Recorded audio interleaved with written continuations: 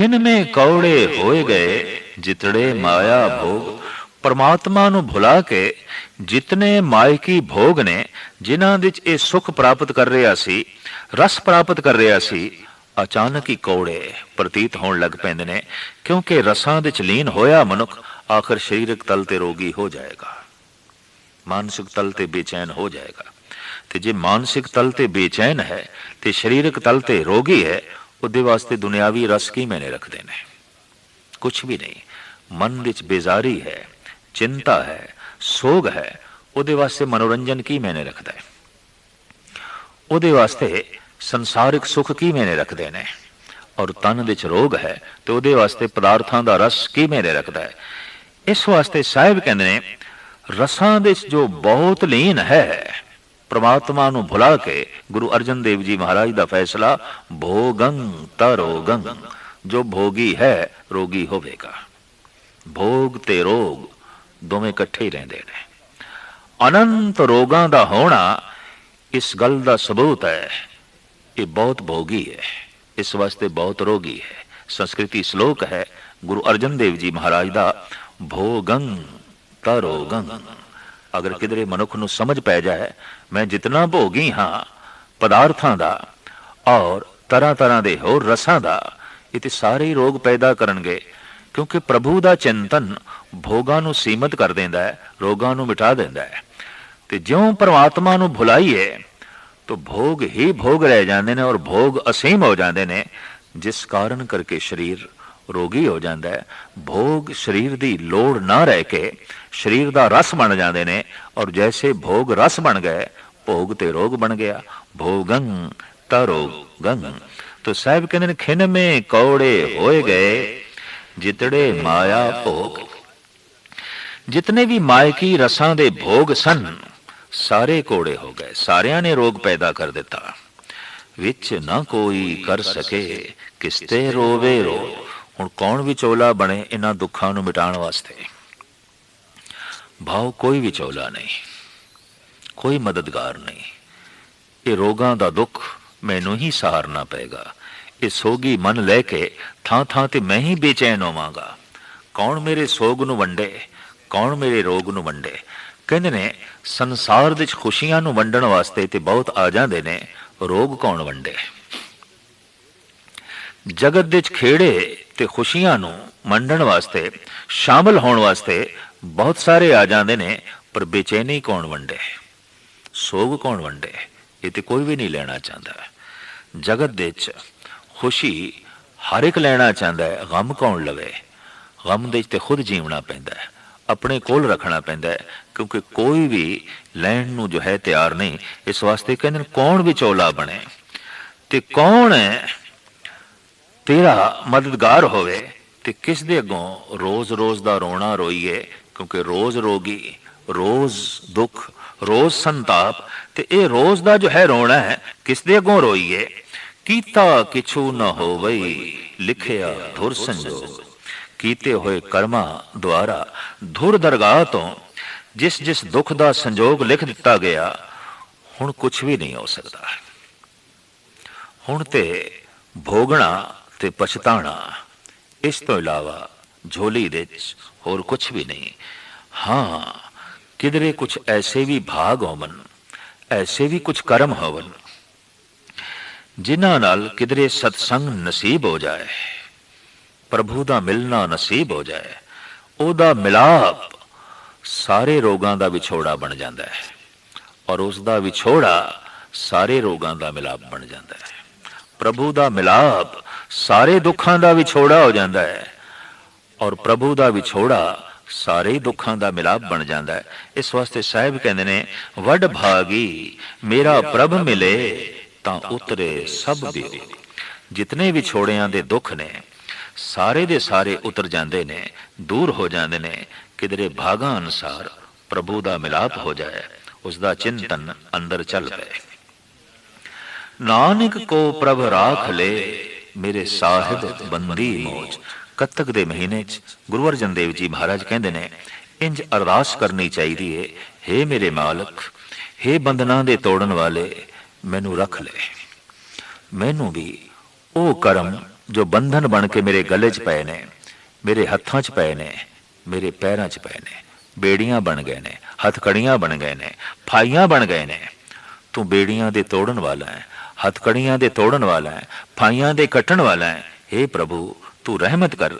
अगर कोई कत्तक दे महीने च इस ढंग दी दिलों अरदास करे, साहिब कहते नानक को प्रभ राख ले, मेरे साहिब बंदी मोच, कत्तक होवे साध संग, बिन से सब्बे सोच।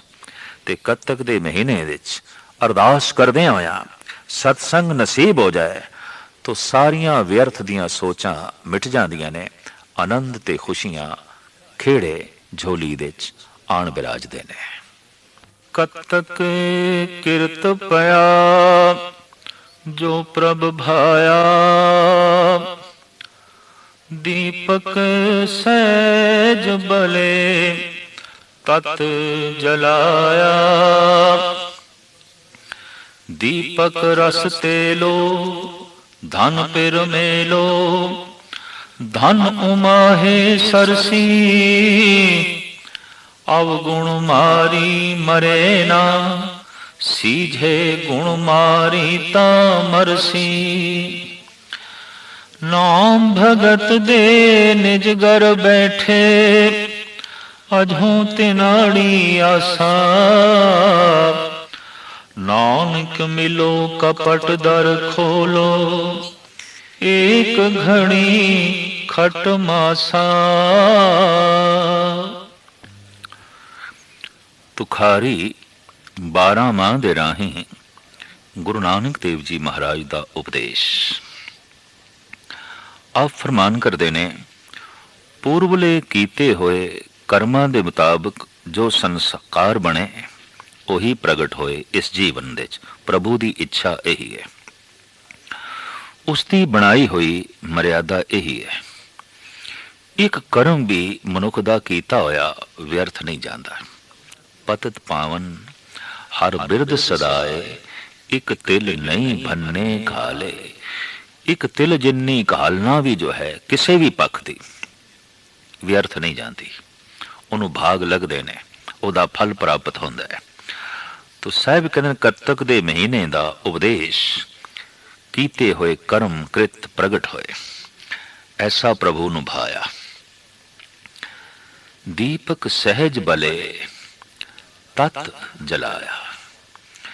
जीव कामण ने शुभ कर्म कीते, सहज दा दीपक बालिया, सहज दा दीपक जलाया। सहज जो स्वयं तो जन्मे है, जो अपने आप तो पैदा होया है।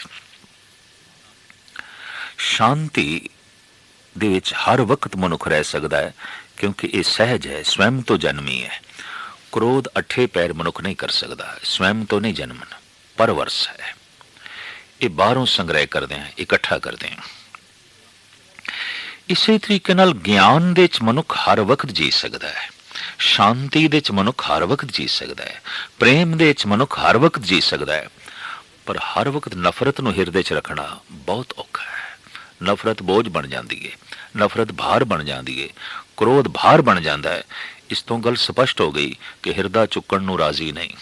ये बोझ, ये पंड मनुख चुकण नूं राजी नहीं, क्योंकि ये उसका सहज नहीं है, स्वयं तो जन्मिया नहीं, ये उसका सुभाव नहीं है।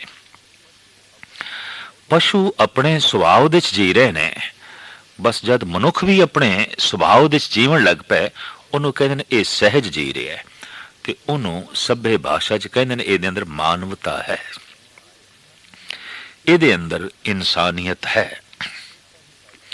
शेख सादी साहब कहते हैं इंसान रा इंसानियत लाजम अस्त। लाजमी है इंसान दे अंदर इंसानियत दा होना। ऊद रागर बो ना बाशद हैजम अस्त।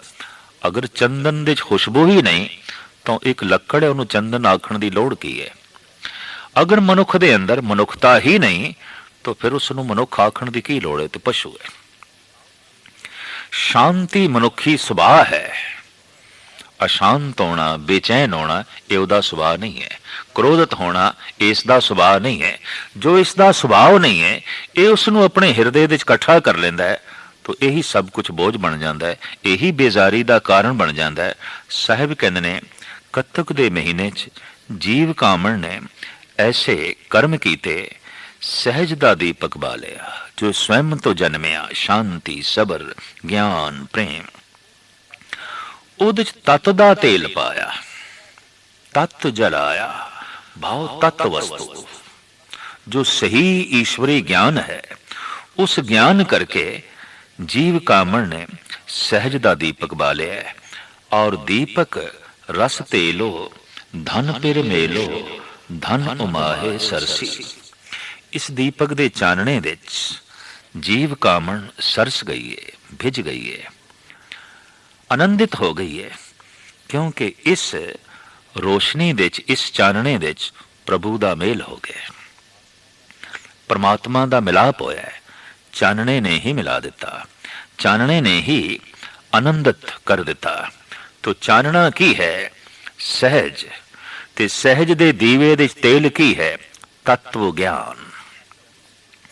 जद भी कोई तत्व ज्ञान दा तेल पाउंदा है, उस दे अंदर सहज दा दीपक जल पैंदा है, उसनू फौरन पता चल जाता है कि मेरा सुभाव क्रोधी होना नहीं है।